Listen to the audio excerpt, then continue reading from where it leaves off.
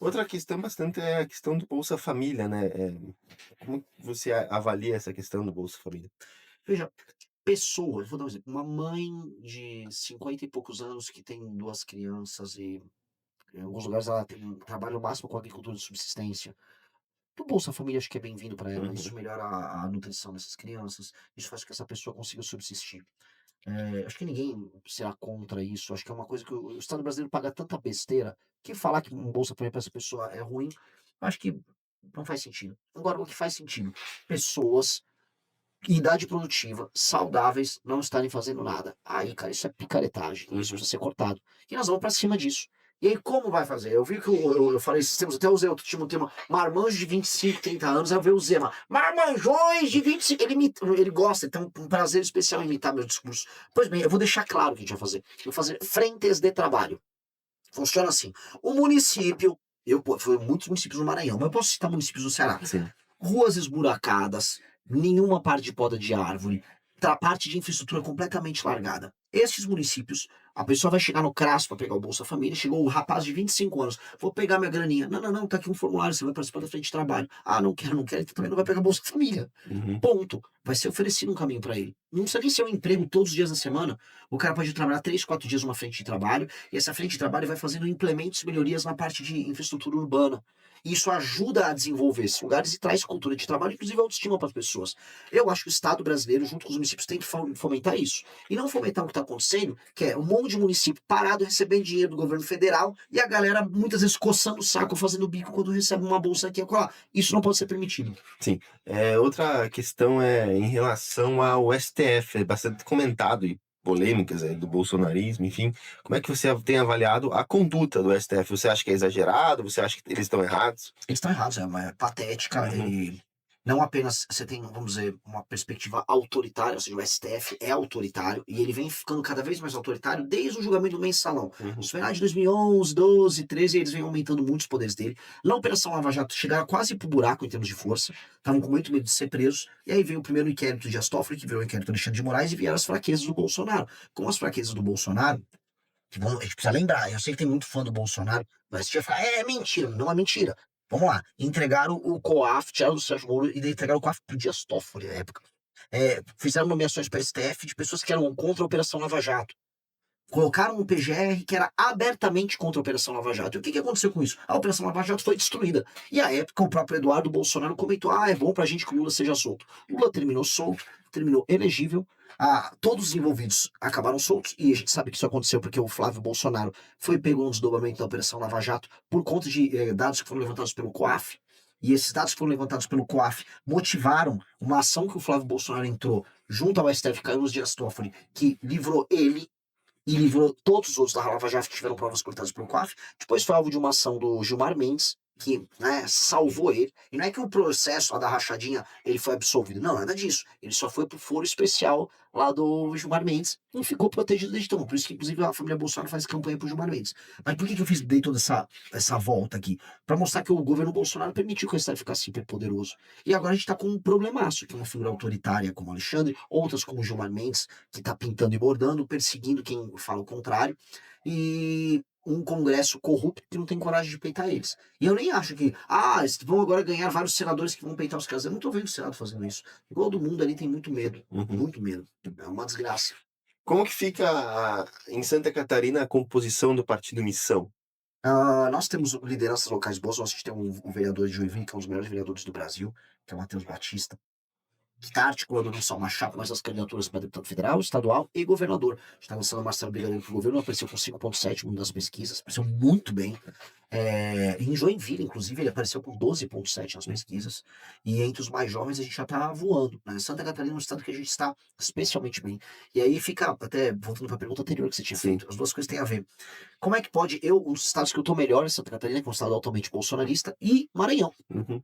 Então, assim, eu estou invadindo o eleitorado do Lula, eu estou invadindo o eleitorado da família Bolsonaro. Em ambos os casos, não só nós, mas a nossa chapa, os nossos candidatos, nós estamos falando a verdade de maneira muito brutal, mesmo que ela machuque alguns eleitores. Sim. Então, quando eu falei agora aqui dos problemas do bolsonarismo que aumentaram o poder do STF, eu estou falando de algo que tinha um bom, todo mundo vai ficar, pô, esse cara tá. Eu tô falando verdade. Assim como eu vou no Nordeste e falo do Lula.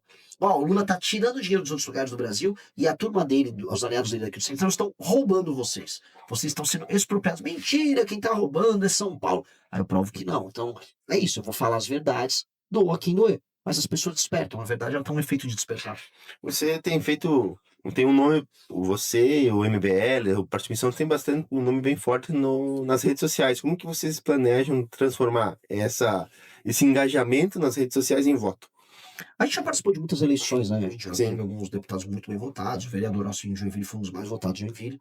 A gente sempre soube fazer isso. É, a gente teve um problema ao longo da história, que é o fato de a gente ser de direita, mas não obedecer a ninguém. Então, quando teve eleição lá, pediram pra gente. Porque sempre é isso. Ah, Renan, vai 18. Vocês têm que puxar o saco do Bolsonaro. Cara, não puxa o saco de ninguém. Agora em 24, em São Paulo, a moda era puxar o saco do Pablo Marçal.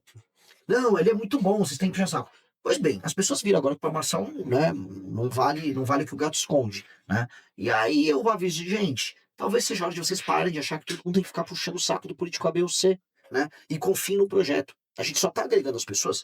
Você tá aqui comigo. Eu não sou um cara muito carismático, eu tô falando coisas amargas para as pessoas. Não sou o cara mais legal do mundo, tá? Mas eu tô aqui falando o que precisa ser dito. As pessoas estão conosco, não por causa do meu carisma, do carisma do Arthur, do carisma do Kim, mas por causa do projeto. O projeto é muito bom. O projeto é muito sólido. E a gente tem que começar a agregar as pessoas em projetos. O projeto dura mais tempo do que a pessoa. O projeto faz com que, sei lá, eu posso pensar um projeto de mudar o Brasil nos próximos 100 anos. Que é assim que tem que ser a nossa mentalidade. Como eu vou deixar a Chapecó daqui a 100 anos? Sim. Como o São Paulo vai ficar 100 anos? Como é o Maranhão daqui a 100 anos? Como é que é o Brasil daqui a 100 anos? E isso não é com base no puxa-saquismo do cara A, B ou C, mas sim num projeto sólido, que é o que a gente está construindo. O Partido Missão vai deixar pra pura ou vai ter algum partido que é aliado?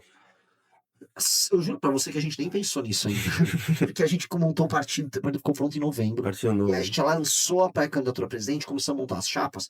Então a gente tá, tem um jargão, não sei se é comum aqui, mas aí em São Paulo é. A gente tá trocando do pneu o carro andando. Então, o carro tá andando, a gente vai arrumando, e essa é uma discussão que vai ter. Porque conforme eu fui subindo nas pesquisas, já começou algumas lideranças partidárias querer marcar conversa. Eu não tive tempo nem de ter uma conversa, eu nem cheguei a avaliar nada. Eu só tô rodando o Brasil porque é isso que importa, é isso que eu preciso fazer. Sim, perfeito. Tem outra questão que é também em relação a essa polarização que tem no Brasil, né? Só se fala em Lula e Bolsonaro quando tem eleição, né? Agora é o Flávio Bolsonaro. Como é que você avalia isso? Eu acho que nunca se falou tão pouco dos dois. Essa eleição, pô, eu volto a colocar. Votei no Nordeste. Eu sempre faço uma Nordeste, uma no Sul, Sim. Nordeste, uma no Sul, e no meio eu faço umas em São Paulo, Minas, Rio. E o que eu tô vendo? Eu não tô vendo esse eleitorado ultra-lulista no Nordeste, nem ultra-bolsonarista aqui no Sul. Eu não tô vendo. Eu não tô vendo porque também as pessoas estão cansadas. O lulista, veja só, ele achou assim, agora eu vou comer picanha, o Lula prometeu, porque agora eu tenho democracia de novo. Ele nem sabe o que é democracia. Essa pessoa do Nordeste, a boa parte vende o voto nas eleições pro político local. Não, mas o Lula vai, porque tem uma memória de que a vida melhorou em 2005, 2006. Então, beleza, chegou o Lula, a vida da pessoa não melhorou. Não melhorou. Ao mesmo tempo, a direita fica sempre comentando uma grande guerra que vai libertar o Brasil. Não, eu vou enfrentar o STF, que não sei o quê. Aconteceu o quê? O Nicolas lá fez uma marcha, né, imitando a nossa. A nossa foi uma marcha pelo impeachment da Dilma, ele fez uma marcha sobre ele. Chama Acorda Brasil. Aí ele terminou a marcha, fez um discurso sobre ele e foi embora para casa. Acordou o quê? Então, o direitista também começa a ficar cansado, porque assim, muita coisa prometida, muitas guerras são oferecidas e absolutamente nada acontece. Porque talvez o que o político de direita queira fazer é só ficar famoso em redes sociais. É isso. O político de direita, basta ver, nunca fala o que é impopular. O Flávio Bolsonaro foi questionado num evento aí, quais são suas propostas para combinar? Eu não vou falar muito não, porque elas vão ficar impopulares e podem ser atacadas. Eu falei, entendi. Você não tem coragem de falar com a porcaria da tua proposta, porque você acha que você vai ser criticado. Então os caras sempre têm muito medo de opinar. E, cara, isso é incorreto. Mesma coisa com o PT. O PT tem alguma proposta? Eu perguntei isso em umas rádios lá no Ceará. Qual a proposta aí do Lula? O Lula vai concorrer a presidente de uma das maiores economias do mundo, qual a proposta? O cara não sabia levantar, ele falou, tem o pé de meia. Eu falei, entendi. Proposta de uma das maiores nações do mundo, do presidente que quer se reeleger no quarto mandato dar uma graninha para um estudante, fazer uma compra de voto com o estudante só porque tem frequência. Isso é picaretagem. Então, há uma fadiga, há um cansaço nesses dois modelos. Uhum. Muito claro. Sim. Outra coisa que tem e que gera bastante polêmica e revolta no Brasil é o fundão eleitoral, né? Que são bilhões de reais. O Partido Missão, o MBL, é contra o fundão eleitoral? Então, nós somos contra Uhum. mesmo, a gente sempre votou de maneira contrária, todos os nossos votos foram nessa linha. Dito isso, nós teremos que usar essa lição, porque não há como competir. Uma coisa que quem está nos ouvindo tem que entender é o seguinte: o Centrão, quando começou as manifestações de 2003, aí veio o Fora Dilma, todo mundo imaginou que o Centrão ia diminuir de tamanho. Esses Renan Calheiros, esses políticos velhos, falaram, a política velha vai acabar. Pois bem, passaram-se mais de 10 anos e a política velha aumentou de poder. E ela aumentou porque agora ela tem emenda infinita. A gente está falando de um orçamento de emendas que ultrapassa os 60 bilhões, tá? Uhum. Por ano. Sim. E se eu falar num quadriano, a gente está falando de 240 bilhões no mínimo, porque vai aumentar esse valor, tá? E dois, o fundo partidário e o fundo eleitoral. Então, se você é uma pessoa honesta que quer concorrer contra os políticos velhos, você não tem nenhum dinheiro para concorrer. É incomparável a diferença. A gente está falando de um fundo eleitoral, um fundão de 5 bi por eleição e mais uma emenda por ano de 60 e poucos bi, que eles desviam, que eles compram voto. Então, e mais, o político ainda do Centrão, hoje ele tem redes sociais. Sim. Antigamente a direita tinha redes sociais e o cara do Centrão não tinha nada. Hoje ele tem. Pega o Manga. O que ele é, o Manga lá em São Paulo? Um político do Centrão. O próprio Topázio lá em Floripa. Um político do Centrão. E eles são populares. João Campos, altamente popular. Centrão. Braige, lá em São Luís. Centrão, altamente popular. Os caras aprenderam. Tem dinheiro, tem um contrato marqueteiro e crescem. Sim. Então, o que nós temos a fazer? A gente vai usar, infelizmente, vai continuar votando contra. E eu tenho uma proposta muito doida que faz é igual o jogo de. É igual lutar. Quando você faz. Tá no jiu-jitsu, tem uma manobra de usar a força do adversário contra ele. Que é fazer o seguinte: já que os partidos estão viciados nisso, em vez do critério para você ter o fundo partidário e o fundo eleitoral, o seu número de deputados que eles elegem, pontos deles estarem hoje quem elegeu o Caneta Azul em São Paulo, mudar. O critério é o seguinte: um partido tem 100 prefeitos. Você vai pegar esses prefeitos e aí eles vão ganhando pontos conforme eles melhorem qualidade da educação, qualidade da saúde, cobertura de saneamento básico, aumento da atividade econômica, ou seja, aumento do PIB. Se isso aconteceu, aquele prefeito ganha pontos, e aí você vai somando os pontos que seus prefeitos obtêm, gera uma ponderação, e aí o partido dele recebe dinheiro, só se o cara bate meta. Porque aí o fundo vira um sistema de incentivo a algum prefeito, e não um sistema de incentivo a político popular, Sim. que é o modelo que é hoje. Aí a gente usa a arma do sistema contra o sistema. E eu sou favorável a isso, isso é parte da minha proposta de reforma.